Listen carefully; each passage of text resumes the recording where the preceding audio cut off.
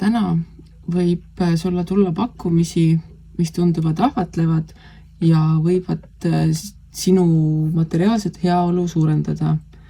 Aga nendega tasub olla ettevaatlik, sest nagu öeldakse, kõik ei ole kuld, mis hiilgab ning nende pakkumiste taga ei pruugi olla seda kindlustunnet, mida sa tegelikkuses ootad. Et pakkumised kõik ei pruugi olla halvad, vaid lihtsalt sa pead oskama ära tunda seda, kas see pakkumine on see, mida sul päriselt on vaja või on see pakkumine lihtsalt selline, mis tundub, et on just täpselt see, mis sul praegu puudu on. Sul tegelikkuses ei ole puudu midagi ning oluline ongi tunda ära, et need pakkumised oleksid sinu jaoks nii-öelda päris, et kuidas sa saaksid ka pärast hiljem enda elule või tegemistele järgi vaadates öelda, et jah, see oli õige otsus, mis ma tegin. Need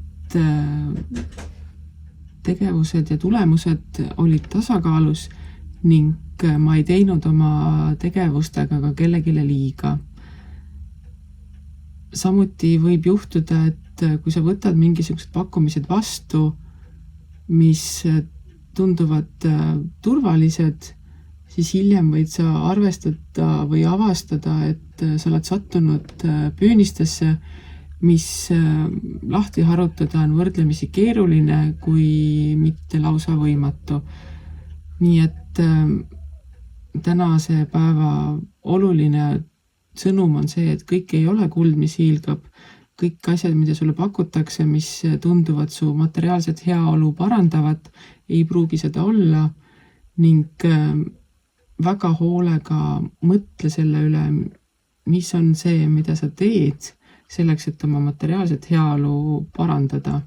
Sinu materiaalne heaolu ei ole ka täna väga kehval järjel.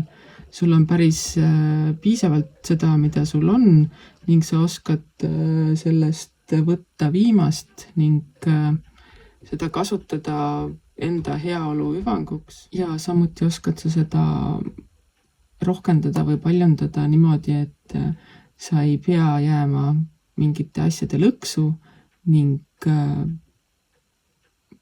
suudad ennast ka tulevikus hoida nii-öelda aus iseenda ees, enda südametunnistuse puhtana ning ega midagi, usalda seda, et sul on piisavalt, jälgi seda, mida sulle pakutakse ning usalda elu.